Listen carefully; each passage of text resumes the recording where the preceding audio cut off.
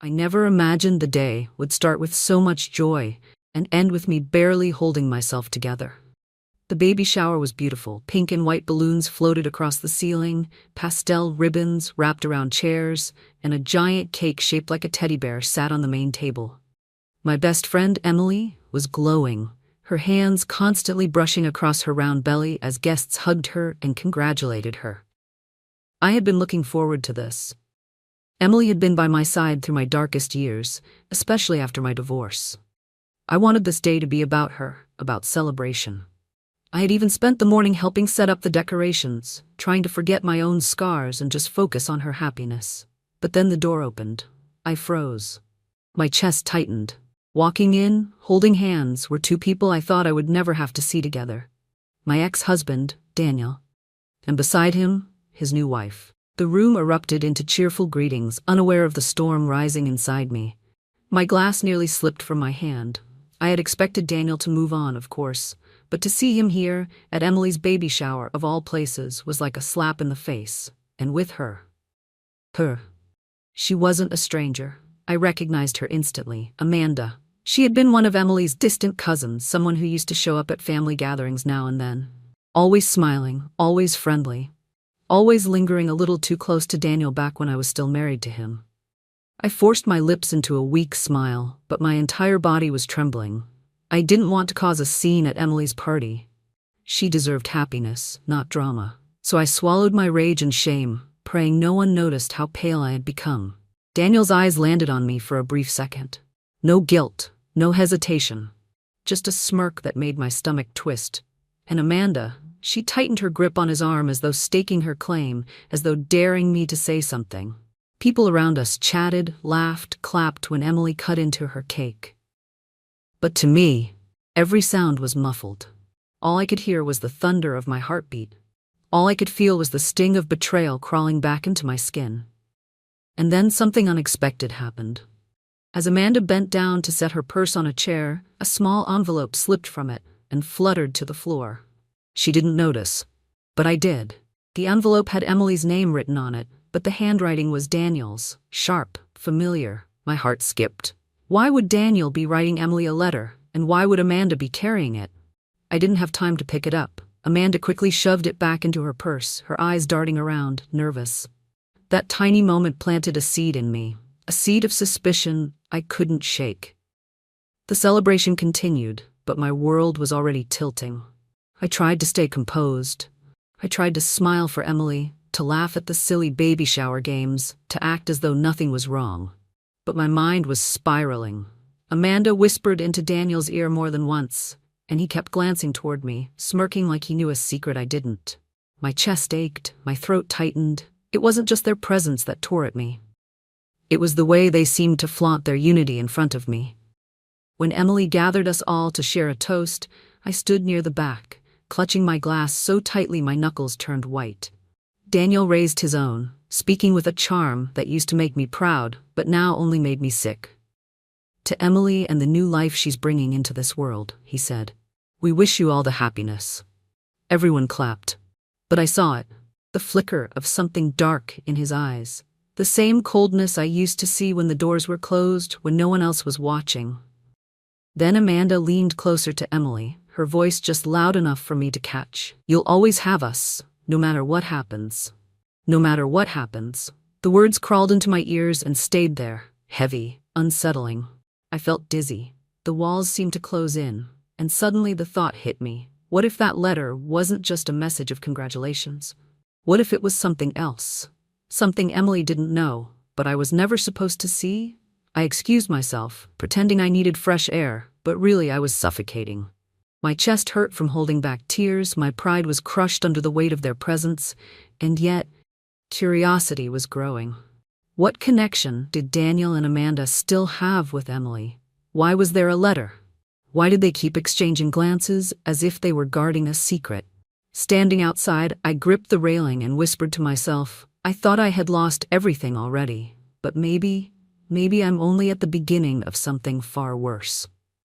My name is Claire Thompson. If you had met me years ago, you would have seen a woman full of light. I used to believe in love, in marriage, in the promise of forever. I thought Daniel and I were unbreakable. We met in college. He was charming, ambitious, always the center of attention. And me? I was quiet, bookish, the kind of girl who preferred staying in with a novel instead of going to parties.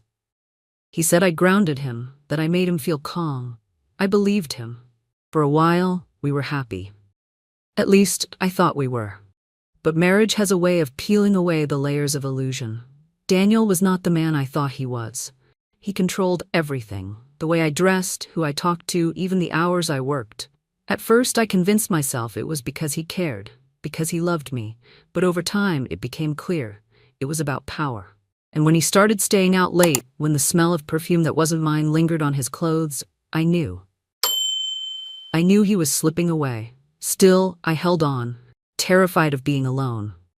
Then came the day I'll never forget. I found messages on his phone. Not just any messages, flirtatious, intimate words sent to Amanda. The same Amanda I had just seen at Emily's baby shower. My stomach twisted, my hands shook, but when I confronted him, Daniel didn't deny it. He looked me in the eye and said, "You should have known you were never enough."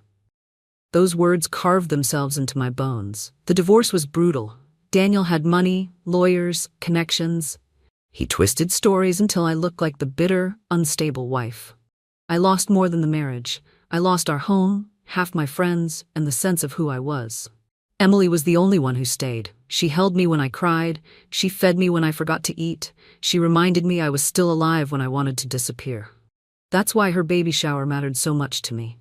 It was supposed to be a day of joy, of new beginnings.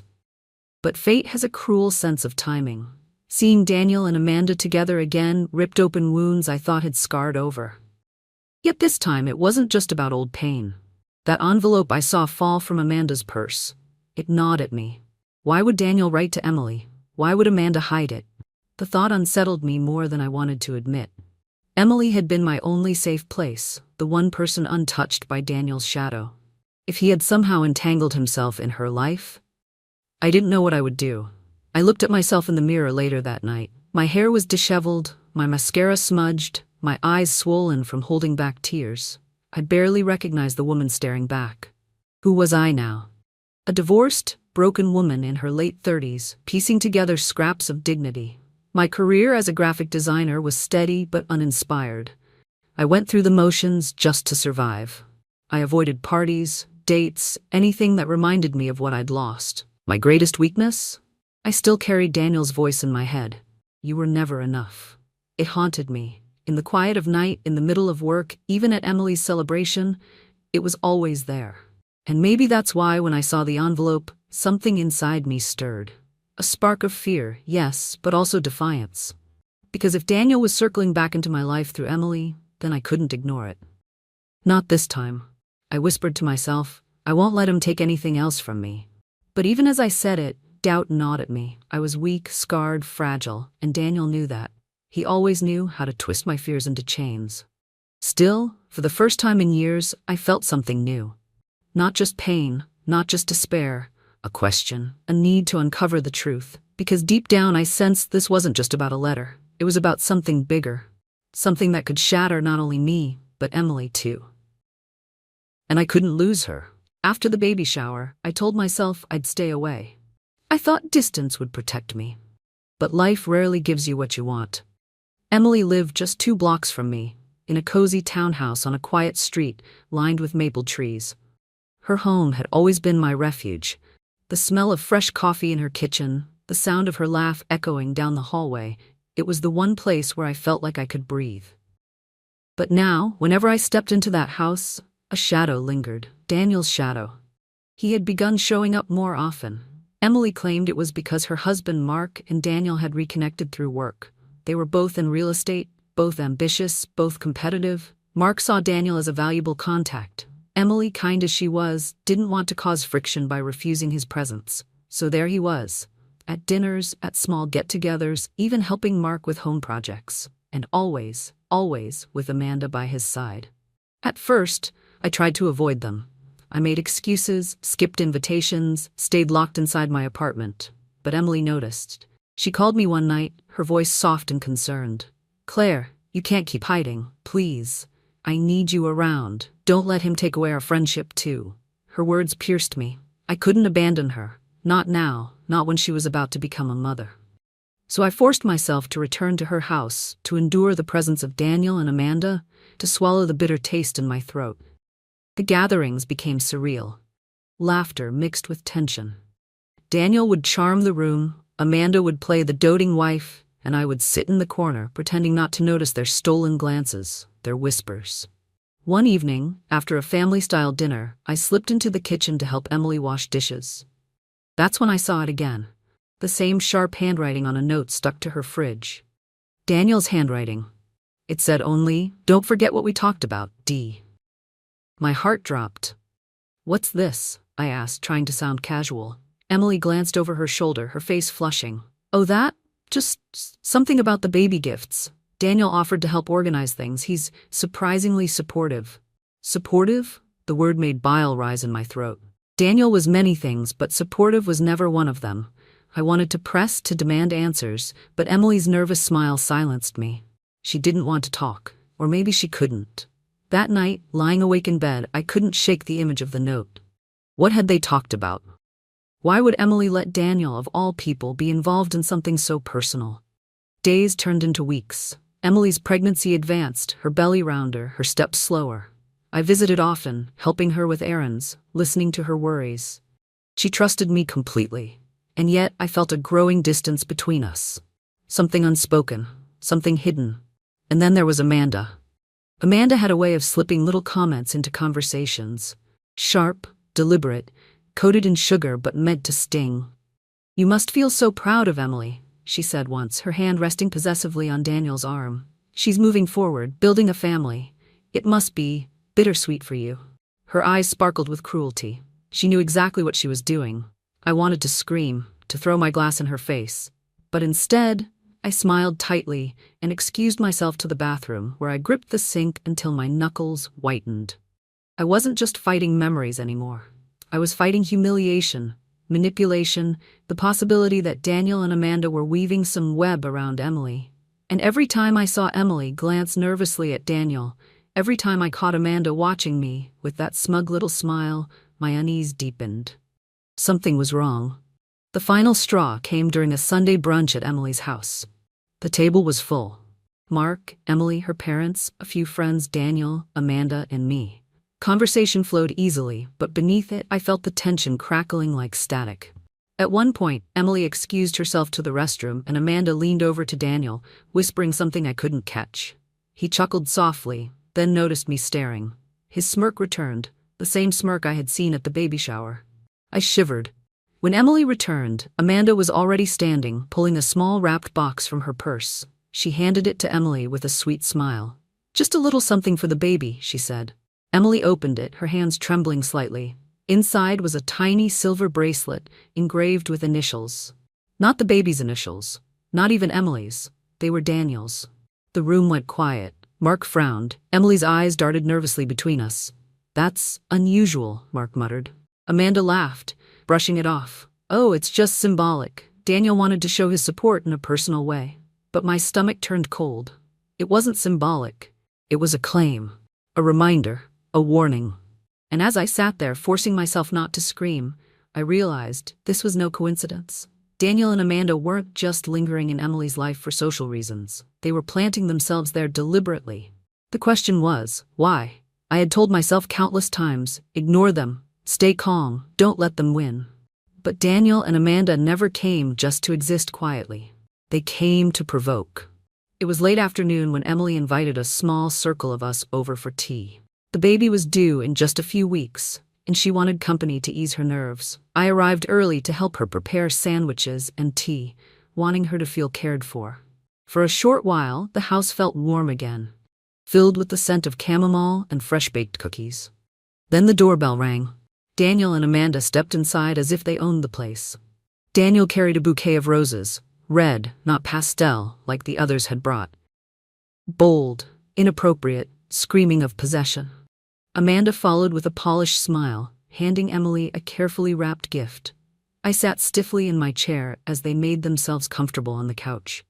Amanda looked around the room as though inspecting it, her eyes landing on me briefly before sliding away with deliberate dismissal. The afternoon unfolded like a performance. Daniel played the role of the attentive friend, cracking jokes, refilling Emily's cup, asking about the baby. Amanda cooed over the nursery decorations, her voice syrupy sweet, but underneath it all was an undercurrent that only I seemed to feel. When Emily stepped away to answer a phone call, Amanda leaned toward me, her tone hushed but sharp enough to cut. "You must feel displaced, watching Emily start a family while you—" She paused, tilting her head, letting the silence sting. "While you rebuild." I clenched my jaw. "I'm happy for her. That's all that matters." Amanda's lips curved into a smile that wasn't a smile at all. "Of course, happiness is contagious. You should try catching some." Before I could respond, Daniel chuckled. "Amanda, be kind. Claire's always been sensitive." The word landed like a slap. Sensitive. That was how he used to disarm me whenever I cried, whenever I begged him to listen. He turned my pain into weakness, my feelings into flaws. Emily returned then, her face pale. She excused herself quickly, saying she needed to rest upstairs for a while. I offered to help her, but she shook her head, insisting she was fine. Something in her eyes told me she wasn't. While she was gone, Amanda pulled out her phone, scrolling leisurely before whispering something to Daniel. He smirked, then laughed quietly. Curiosity gnawed at me. I leaned slightly closer, pretending to adjust my cup. That's when I saw it. An email open on Amanda's screen. I only caught a glimpse, but the subject line froze my blood. Contract agreement. Emily Parker. Emily's name. A contract. And Daniel's initials at the bottom of the screen. My mind raced. Why would Emily be tied to Daniel through any kind of contract? And why was Amanda carrying it around like ammunition? I barely had time to process before Amanda locked her phone and looked at me with feigned innocence. "Something wrong, Claire? You look like you've seen a ghost." Daniel smirked again, sipping his tea like this was all some kind of game. I wanted to scream, to rip the phone from Amanda's hand, to demand answers. But Emily came downstairs, her smile forced, her hands shaking slightly. She thanked everyone for coming, insisting she needed rest. As guests gathered their things, Daniel placed his roses in a vase on her table without asking, as though marking territory. Amanda kissed Emily's cheek, whispering something that made her nod quickly, nervously. I lingered, helping clean up after they left. Emily moved quietly, avoiding my eyes. Finally, I couldn't take it anymore. "Emily," I said softly, "why are Daniel and Amanda so involved in your life? Why is his handwriting on your fridge? Why are they here all the time?" She froze, her hands gripping a plate so tightly I thought it would shatter. "Claire, please," she whispered, her voice trembling. "I can't explain right now. Just trust me, it's complicated." Her words twisted like a knife in my chest. She was hiding something. And it wasn't small. That night, lying in bed, I replayed everything. Amanda's cruel comments, Daniel's smirks, the roses, the contract email, Emily's nervous eyes. The puzzle pieces were forming. But the picture was one I didn't want to see. Because it wasn't just about me anymore. It was about Emily. About her baby. And I feared Daniel was entangling her in something dark. Something that could destroy her life the way he had destroyed mine. It was supposed to be a joyful evening, Emily's final celebration before the baby arrived. A small gathering at her church, filled with family, friends, and neighbors who watched her grow up. The hall was decorated with strings of fairy lights, soft music played, and everyone was buzzing with excitement. I had promised myself to be strong, to smile, to clap, to keep the focus on Emily. She deserved peace, not shadows. But shadows have a way of finding you. Daniel and Amanda arrived late, as though making an entrance. Amanda wore a pale pink dress that matched the decorations, her hand resting proudly on Daniel's arm. They looked like the perfect couple, and I hated how easily people welcomed them. Smiles, hugs, laughter. It was as if no one remembered the wreckage they had left behind in me. I kept to the side, sipping water, trying to stay invisible. The evening flowed smoothly until the moment Emily stood up to thank everyone. Her cheeks flushed, her voice trembled as she expressed her gratitude for the support she'd received. People clapped, some wiping tears. I felt proud of her, proud to be her friend. And then Daniel stood. "I'd like to say a few words," he announced, his voice carrying through the hall. All eyes turned to him. Amanda smiled, radiant, encouraging. My stomach dropped. Daniel cleared his throat, holding a glass of sparkling cider. "Emily, you've been like family to us. Amanda and I are honored to support you in this new chapter.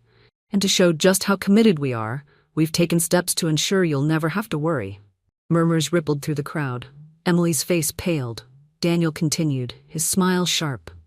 "We've formalized our support through an agreement. Amanda and I have promised financial and emotional stability for Emily and her baby. Because sometimes true family is chosen, not given." Gasps, nods of admiration, claps. The room seemed to embrace his words like a noble gesture, but my heart pounded in horror. Agreement, contract. It wasn't just a note or an email, it was real. I stood, my voice trembling. "What are you talking about, Daniel? Why are you inserting yourself into Emily's life like this?" The hall went silent. Dozens of eyes turned to me. Daniel tilted his head, feigning concern. Claire, still so sensitive, always jumping to conclusions. Amanda stepped forward, her voice syrupy. "Oh, Claire, please. You've been through so much. We understand you're fragile. But this isn't about you. It's about helping Emily. You should be happy for her." Laughter rippled through the room. Not cruel, but pitying. As if I were the unstable one, the bitter ex-wife who couldn't let go. I felt the heat rise to my cheeks. My chest burned. "Emily, you don't need them. You don't need him. You know what he's capable of." "Enough." Emily's voice cut through the air. She was standing now, her hands trembling, her eyes filled with tears. But not at Daniel. At me. "Claire, please stop. This is my choice. I asked for their help." The words hit harder than a slap. You asked for their help. The room blurred. Whispers circled me. People shook their heads. Amanda draped an arm around Emily, whispering comfort, while Daniel stood tall, soaking in the attention, the admiration. And me? I was the villain. The jealous, hysterical friend trying to ruin a beautiful moment. I wanted to scream the truth, to drag out every cruel word Daniel had ever said to me, every betrayal, every manipulation. But the look on Emily's face, pleading, exhausted, silenced me. Tears stung my eyes. My throat closed. I gathered my coat and stumbled out of the hall, the whispers chasing me like ghosts. Outside, the night was cold. I leaned against the wall, gasping for air, my heart shattering. Daniel had won again. He had turned the crowd against me, made Emily doubt me, painted himself as the hero. But one detail clung to me like a thorn. Emily had said it herself. She asked for their help. Why? What hold did he have over her? What could be so powerful that she would willingly tie herself to him after everything he'd done? I didn't know the answer. But I knew this. If I walked away now, I'd lose Emily forever. And maybe her child too. And I couldn't let that happen. The night after Emily's church gathering, I collapsed onto my bed and didn't move for hours. The humiliation still burned on my skin, the whispers of pity still echoing in my ears. Fragile. Sensitive. Bitter. They had turned me into a spectacle. And the worst part was that Emily, my Emily, hadn't defended me. She had chosen Daniel's side.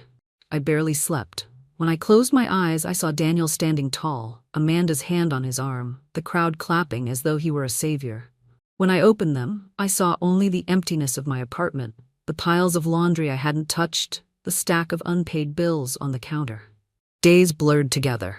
I stopped answering phone calls. I ignored emails from work, letting deadlines slip. I forgot meals, living on coffee and whatever crackers I could find in the cupboard. My reflection grew hollow, cheeks sunken, eyes shadowed. I felt myself shrinking. Each morning, I told myself to get up, to shower, to step outside, but my body refused. My bones ached, my chest felt heavy. The thought of seeing anyone, of facing the world, was unbearable. I thought of my parents, long gone, of the friends who had drifted away after the divorce, too uncomfortable to choose sides. Of the life I once dreamed of, now ashes. Daniel's words haunted me. You were never enough. Maybe he was right. Maybe I wasn't enough as a wife. Not enough as a friend. Not enough as a woman. The spiral deepened. I cried until my throat was raw. I screamed into pillows. I curled up on the floor, shaking, begging the universe to make it stop. But the universe was silent. On the fourth day, a knock came at my door. I ignored it, hoping whoever it was would leave. But the knocking grew louder, persistent. Finally, with trembling legs, I dragged myself to open it. It was Emily. Her face was pale, her eyes rimmed with red. She looked exhausted, vulnerable. Claire, she whispered. Can I come in? I hesitated, my pride screaming at me to slam the door. But my heart, my foolish, aching heart, couldn't turn her away. I stepped aside. She sat on my couch, fidgeting with her hands. I know you hate me right now. I know you think I betrayed you, but I need you to believe me when I say I didn't want any of this. Tears stung my eyes. Then why, Emily? Why let him control you? Why make me look like the villain? She swallowed hard. Because I didn't have a choice. Her words hung heavy in the air. She reached into her purse, pulling out a folded piece of paper. She didn't hand it to me, just held it in her lap, her knuckles white around it. If I tell you everything, you'll be in danger too, she whispered. And I can't risk that. Not with you. Not with the baby coming. My heart pounded. Danger? Emily, what are you talking about? But she shook her head, tears streaming down her cheeks. Please, just trust me. Stay away from Daniel and Amanda. Promise me, Claire. Promise me you'll keep yourself safe. I wanted to scream, to demand answers. But the sight of her trembling, her fear so raw, it silenced me. She left soon after, leaving me in a fog of confusion. Danger. A contract. A secret she couldn't share. I sat in the silence of my apartment, torn apart. My best friend was tangled in something dark, and she wouldn't let me help. Daniel had turned everyone against me, and I had nothing left. No strength, no allies, no clarity. For the first time, I thought of giving up completely. And then, as I was about to crawl back into bed, I noticed something on the floor. A scrap of paper, small, folded. Emily must have dropped it from her purse when she sat down. With trembling hands, I opened it. It wasn't much, just a handwritten note. But it was enough to send a chill down my spine. If you back out now, the consequences will be worse than you can imagine. The note from Daniel sat on my coffee table like a live grenade. If you back out now, the consequences will be worse than you can imagine. I stared at it for hours, my mind looping through possibilities. What was Emily trapped in? What could Daniel possibly hold over her? I knew one thing for certain. If Emily wouldn't tell me, I had to find out myself. The next morning, I dragged myself out of bed, showered, and dressed for the first time in days.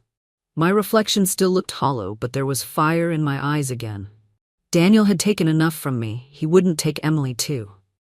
I started with what I knew. Daniel's business. Back when we were married, he worked in real estate, buying, flipping, selling. But he was always hungry for more, always flirting with risky deals. I remembered arguments late at night about money, about investments he wouldn't explain. I pulled out my laptop and started searching. It didn't take long. Articles, forums, whispers about shady partnerships, lawsuits quietly settled, rumors of forged contracts, and one name that kept appearing alongside his, Mark Parker. Mark, Emily's husband. My stomach twisted. It made sense now. That's how Daniel had slipped back into Emily's life, through Mark. Digging deeper, I found a property deal signed 6 months ago. The contract listed Mark as the primary investor, but Daniel's signature was scrawled at the bottom as consultant. It had already gone sour. Delays, unpaid contractors, missing funds. And then, buried in a legal forum, I saw it. Speculation that the deal had been propped up by forged documents. If exposed, Mark could face financial ruin, or worse, fraud charges. My heart sank. Daniel had leverage. Emily wasn't just accepting his help, she was trapped. If Daniel threatened to expose Mark, Emily would do anything to protect her husband, even accept Daniel and Amanda into their lives, even sign some secret agreement. I sat back, the room spinning. It was brilliant, in the cruelest way. Daniel had found a way to own Emily without ever touching her. But why? Why target her so viciously? Was it just business leverage, or was it revenge on me, using the one person I loved most? As I sat there, my phone buzzed, a text from an unknown number. Stay out of this, Claire. Last warning. No signature, but I didn't need one. My hands shook as I locked the phone. The walls of my apartment felt like they were closing in. I wanted to crawl back into bed, to disappear. But then I thought of Emily's pale face, her trembling hands, her whispered plea. I can't explain right now. She was protecting Mark. She was protecting her baby. And Daniel knew exactly how to exploit that. I had a choice. Stay quiet and watch Emily sink deeper into his control, or fight. I chose to fight. The next Sunday, I showed up at Emily's house, uninvited. She opened the door, surprised, her belly now so large she moved slowly. Claire, you shouldn't be here, she whispered, glancing nervously over her shoulder. Emily, please. I know about the deal. I know Daniel has leverage over Mark. Is that why you signed the contract? Her face drained of color. She gripped the doorframe, swaying slightly. How did you?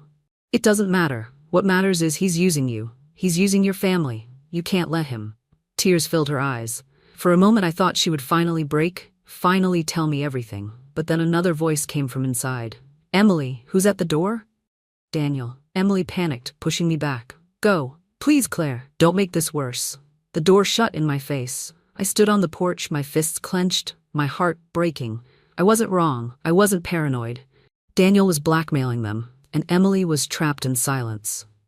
As I turned to leave, I noticed movement near the living room window. Amanda stood behind the curtain, watching me with a cold smile.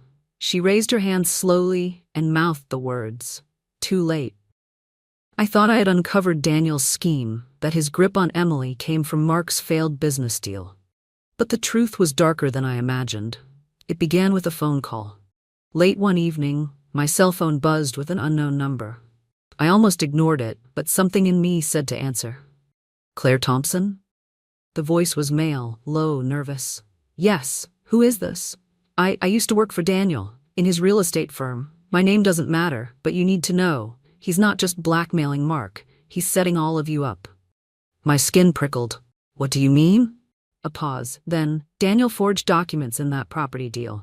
He funneled money through Mark's account. If the investigation goes public, Mark takes the fall. Daniel walks away clean. I gripped the phone tighter.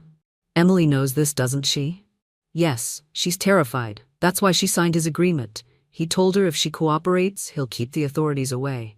But if she resists, Mark could end up in prison. I swallowed hard, bile rising in my throat. Why are you telling me this? Another pause.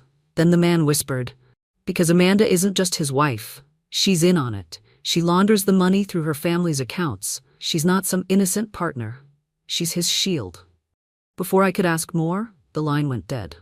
I sat frozen, my heart pounding so loudly it hurt. This wasn't just about a failed business venture. Daniel and Amanda were orchestrating something bigger.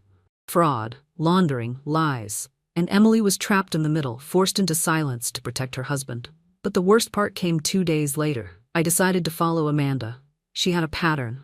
Every Thursday afternoon, she left the gym at exactly 3. Instead of going home, she drove across town to a bank I didn't recognize. That day, I parked a few cars away and watched. She walked in with a sleek leather folder tucked under her arm. 15 minutes later, she emerged, smiling faintly, slipping the folder back into her purse. Curiosity clawed at me. I waited until she left, then approached the glass doors. Inside the bank, I recognized a clerk, an old acquaintance from school. After some hesitation, I approached her.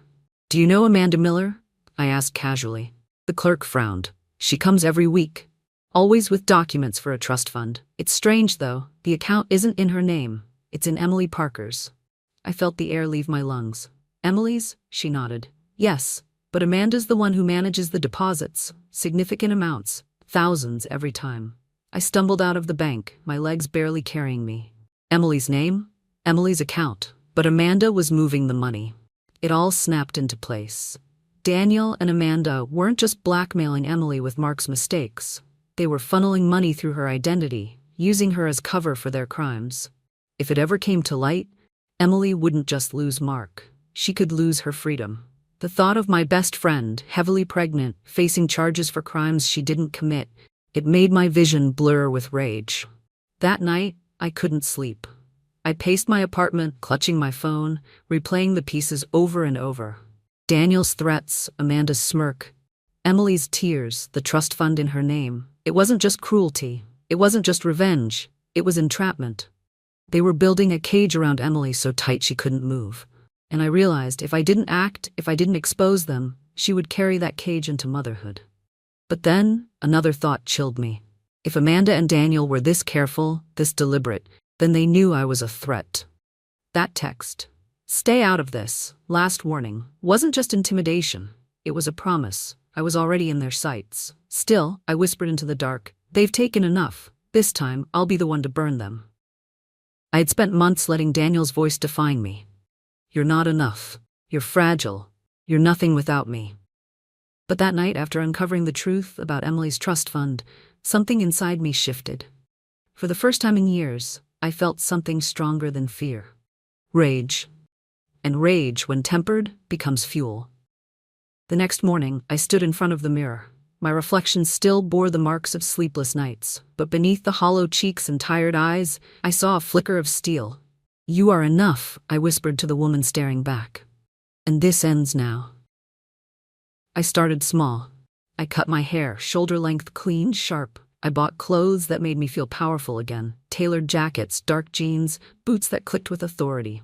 No more hiding in muted sweaters, no more blending into the background. But it wasn't just about looks. I forced myself to reclaim my body. I ran, even when my lungs burned. I joined a yoga class, learning how to breathe through the panic that had once ruled me. Every bead of sweat felt like shedding a piece of Daniel's poison. Emotionally, the climb was harder. The old voices still whispered at night, reminding me of failures. But I pushed back, writing each fear on paper and burning it in a small dish on my balcony. Watching the ashes scatter gave me strength. And then I made a decision. I wouldn't just fight with emotion. I would fight with evidence. I reached out to contacts from my design work, lawyers, accountants, people who knew people. Quietly, carefully, I asked questions. I showed them copies of documents I'd pulled from public records, screenshots I had saved. The pieces began to align. Everywhere I turned, the pattern was the same. Daniel profited, others paid. Amanda cleaned up the trail, and now Emily's name was their shield. I built a file, thick, organized, undeniable. Bank deposits, property contracts, suspicious transactions. I hid it in a safe place, but I also copied it to a cloud account, password protected. If they tried to silence me, the truth would still speak. Meanwhile, I practiced. In front of the mirror, in the shower, even alone in bed. I practiced saying the words without trembling. Words that once would have caught in my throat. "Daniel, you don't own me anymore. Amanda, your mask is slipping. Emily, you are not alone." I imagined their faces, their smirks wiped away, replaced with the shock of exposure. The transformation wasn't overnight, but each day I felt lighter. Stronger, not healed. No, the scars would always remain, but sharper, like a blade forged in fire. And then came the invitation. Emily's baby was almost due. Mark and her parents planned a welcome dinner at a local restaurant, a final gathering before she went into labor. Of course, Daniel and Amanda would be there. I stared at the invitation, my pulse quickening. A few weeks ago, I would have crumbled at the thought. But now, I smiled. This was it. The stage, the audience, the perfect place to reveal the truth. I spent the next days preparing like a soldier before battle. I rehearsed my words. I backed up every document. I made sure the people who mattered most, Emily, Mark, her parents, would be present. I wasn't just going to defend myself this time. I was going to end Daniel. On the night of the dinner, I dressed in a black suit jacket, my hair sleek, my posture tall. As I walked into the restaurant, I felt eyes turn toward me. For once, I didn't shrink. I let them look. Daniel was already there, laughing too loudly, his arm around Amanda. She wore another pastel dress, glowing with false sweetness. Emily sat quietly, her hands folded over her belly, her eyes tired. When Daniel saw me, his smirk appeared. Well, look who decided to crawl out of hiding. But this time, I didn't flinch. I met his gaze head-on, my voice steady. "I didn't crawl, Daniel. I walked in." For a brief moment, something flickered in his eyes, uncertainty. Amanda's smile tightened, and Emily looked at me with something new. Not pity, not fear. Hope. I sat down, my file heavy in my bag. My heart raced, but it wasn't panic, it was anticipation. The storm was coming, and I was ready to unleash it. The restaurant buzzed with chatter, plates clinking, glasses raised in toast. On the surface, it was a perfect evening, a celebration of Emily's soon-to-arrive baby. But underneath, tension simmered. At least for me. Daniel and Amanda basked in the spotlight, charming Emily's parents, flattering Mark, presenting themselves as pillars of support. Emily smiled faintly, but her eyes were distant, her hands restless. She was a bird in a gilded cage. I couldn't let the night end with their victory. When the main course was cleared, I rose to my feet. My heart pounded, but my voice was steady. "I'd like to say something." The table quieted. All eyes turned to me. Daniel leaned back in his chair, smirking. "Here we go again. Careful, Claire, you don't want another scene, do you?" A few polite chuckles rippled, but I ignored them. "This isn't about me," I said firmly. "This is about Emily, and the truth." Amanda's smile faltered. Daniel's eyes narrowed. I reached into my bag and pulled out the file I had spent weeks building. I set it on the table with a deliberate thud. These are records, I continued. Bank transfers, forged contracts, financial trails that lead straight to Daniel and Amanda. And more importantly, documents proving they've been using Emily's name and accounts to launder their money. Gasps filled the table. Mark sat up straight, his face draining of color. Emily covered her mouth with her hand, her eyes wide with shock. Daniel laughed, but it was strained. This is absurd. She's making things up. She's unstable. You've all seen it. Then explain this, I snapped, sliding copies across the table. Amanda's weekly bank deposits into the trust fund under Emily's name. Explain why Amanda manages money in an account that doesn't belong to her. Explain why your signature appears on forged property agreements. Explain why every trail leads back to you. Amanda's face blanched. She reached for Daniel's arm, but he yanked it away, his mask slipping. You don't know what you're talking about, he growled. Yes, I do, I shot back. And so will the police, because these files aren't just here. They're already backed up, already shared. If anything happens to me or Emily, the truth will go public. The room buzzed with whispers, shock rippling through every guest. Emily's father stood, his voice firm. Daniel, is this true? Daniel sputtered, searching for words. Amanda tried to interject, but the weight of the evidence silenced them both. Mark's face was pale with fury. He turned to Emily, grasping her hand. You should have told me, he whispered, his voice breaking. Tears streamed down Emily's cheeks. I was trying to protect you. I thought if I stayed quiet, he'd spare you. Mark pulled her into his arms, glaring at Daniel. You bastard. It happened quickly after that. Someone had already dialed the police. Within the hour, officers arrived, taking statements, collecting the file. Daniel tried to argue. Amanda cried, but the evidence was undeniable. They were led out of the restaurant in handcuffs, the smirks finally gone from their faces. For the first time in years, I felt the air clear. The weight lift. Emily clung to me, sobbing. Claire, I'm so sorry. I should have trusted you. I hugged her tightly, whispering, it's over now. You're safe. The days that followed were a blur of headlines, court hearings, testimonies. Daniel and Amanda's empire crumbled. Fraud, money laundering, conspiracy.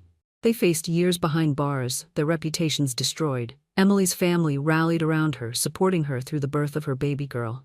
Mark, humbled and shaken, worked tirelessly to rebuild honestly. And me? I finally breathed again. The whispers of pity that once followed me were gone. In their place was respect, gratitude, even admiration.